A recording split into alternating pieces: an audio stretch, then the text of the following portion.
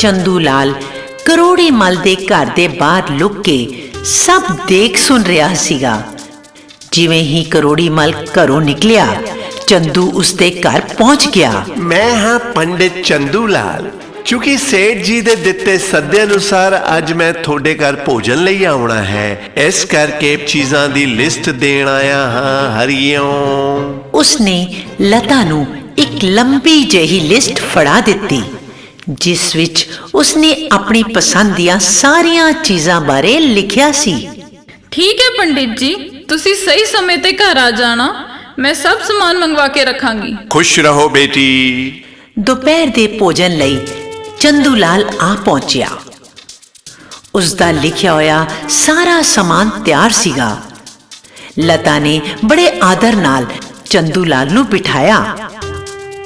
ਚੰਦੂ ਲਾਲ ਨੇ ਆਪਣੇ ਨਾਲ ਲਿਆਂਦਾ ਹੋਇਆ ਕੇਲੇ ਦਾ ਪੱਤਾ ਵਿਛਾ ਦਿੱਤਾ ਅਤੇ ਉਸ ਦੇ ਉੱਤੇ ਭਗਵਾਨ ਦੇ ਭੋਗ ਲਈ ਸਾਰੀਆਂ ਚੀਜ਼ਾਂ ਦਾ ਇੱਕ ਟੁਕੜਾ ਰੱਖ ਦਿੱਤਾ ਤੇ ਕਹਿਣ ਲੱਗਾ, ਪੁੱਤਰੀ, ਭਗਵਾਨ ਦਾ ਭੋਗ ਤਦ ਤੱਕ ਪੂਰਾ ਨਹੀਂ ਹੁੰਦਾ ਜਦ ਤੱਕ ਇੱਕ ਸੋਨੇ ਦਾ ਸਿੱਕਾ ਉਹਨਾਂ ਨੂੰ ਭੇਂਟ ਨਾ ਕੀਤਾ ਜਾਵੇ। ਹਰੀਓਮ। ਲਤਾ ਨੇ ਇੱਕ ਸੋਨੇ ਦਾ ਸਿੱਕਾ ਚੰਦੂ ਲਾਲ ਨੂੰ ਦੇ ਦਿੱਤਾ, ਕਿਉਂਕਿ ਇਹ ਸਾਰਾ ਉਸਦੇ ਆਪਣੇ ਪਤੀ ਦੀ ਰੱਖਿਆ ਲਈ ਹੀ ਤਾਂ ਕੀਤਾ ਜਾ ਰਿਹਾ ਸੀਗਾ।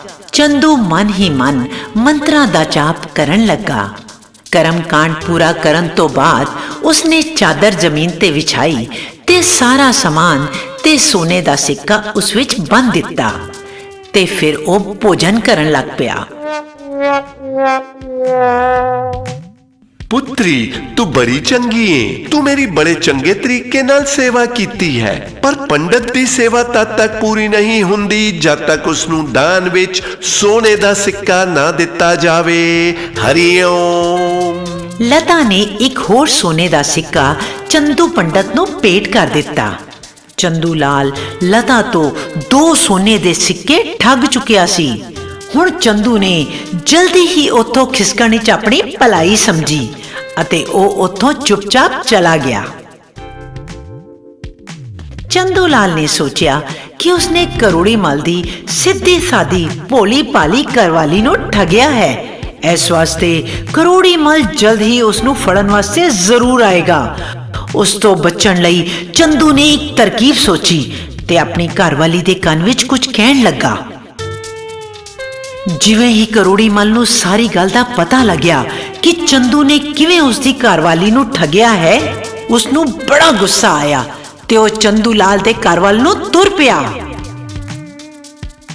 ਪਰ ਇਹ ਕੀ, ਚੰਦੂ ਲਾਲ ਦੀ ਵੋਟੀ ਆਪਣੇ ਘਰ ਦੇ ਬਾਹਰ ਬੈਠੀ ਉੱਚੀ ਉੱਚੀ ਰੋ ਰਹੀ ਸੀ। ਕੀ ਹੋ ਗਿਆ ਇਹਨਾਂ ਨੂੰ? ਹਾਏ ਹਾਏ ਓਏ ਰੱਬਾ, ਹਾਏ ਕੀ ਹੋ ਗਿਆ ਇਹਨਾਂ ਨੂੰ? ਹਾਏ ਹਾਏ ਓਏ ਰੱਬਾ। ਉਹ ਇੱਕਦਮ ਕਰੋੜੀ ਮਲ ਵੱਲ ਭੱਜੀ ਤੇ ਉਸਨੇ ਉਸਦੇ ਗਿਰੇਬਾਨ ਨੂੰ ਫੜ ਲਿਆ। ਓਏ ਜ਼ਾਲਮਾ, ਕੱਲ ਤੂੰ ਹੀ ਮੇਰੇ ਘਰ ਵਾਲੇ ਨੂੰ ਸੱਦਾ ਦਿੱਤਾ ਸੀ ਨਾ। ਹਾਏ, ਤੂੰ ਇਹਨਾਂ ਨੂੰ ਖਾਣਾ ਖਵਾਇਆ ਜਾਂ ਜ਼ਹਿਰ ਦੇ ਦਿੱਤਾ? ਹਾਏ, ਜਦੋਂ ਦਾ ਘਰ ਵਾਪਸ ਆਇਆ ਨਾ ਬੋਲ ਰਿਹਾ ਨਾ ਹਿਲ ਡੁਲ ਰਿਹਾ, ਬਸ ਬੇਹੋਸ਼ ਹੀ ਪਿਆ। ਹਾਏ, ਸਾਡੇ ਕੋਲ ਤਾਂ ਇੰਨੇ ਪੈਸੇ ਵੀ ਨਹੀਂ ਕਿ ਡਾਕਟਰ ਕੋਲ ਜਾ ਕੇ ਦਵਾਈ ਲੈ ਸਕੀਏ। ਹਾਏ ਹਾਏ ਓਏ ਰੱਬਾ, ਹਾਏ। ਕਰੋੜੀ ਮਲ ਬੁਰੀ ਤਰ੍ਹਾਂ ਡਰ ਗਿਆ ਸੀ। ਉਸਦੀ ਤਾਂ ਸਿੱਟੀ ਪਿੱਟੀ ਹੀ ਗੁੰਮ ਹੋ ਗਈ ਸੀ। ਆਇਆ ਤਾਂ ਉਹਦੇ ਨਾਲ ਲੜਨ ਸੀਗਾ, ਪਰ ਇੱਥੇ ਤਾਂ ਉਲਟਾ ਹੀ ਉਹਦੇ ਕੱਲ ਮੁਸੀਬਤ ਪੈ ਗਈ ਸੀ। ਹੈ ਕੀ ਹੋਇਆ? ਮੈਨੂੰ ਮਾਫ ਕਰ ਦਿਓ, ਰੋਵੋ ਨਾ। ਚੰਦੂ ਨੂੰ ਕੁਝ ਨਹੀਂ ਹੋਵੇਗਾ। ਆਪਣੇ ਬੇਟੇ ਨੂੰ ਮੇਰੇ ਘਰ ਭੇਜਣਾ। ਮੈਂ ਚੰਦੂ ਦੇ ਇਲਾਜ ਲਈ 10 ਸੋਨੇ ਦੇ ਸਿੱਕੇ ਹੋਰ ਦੇ ਦੇਣਾ। ਚੰਦੂ ਲਾਲ ਦੀ ਘਰਵਾਲੀ ਆਪ ਜਾ ਕੇ ਕਰੋੜੀ ਮਲ ਦੇ ਕੋਲੋਂ 10 ਸੋਨੇ ਦੇ ਸਿੱਕੇ ਲੈ ਆਈ।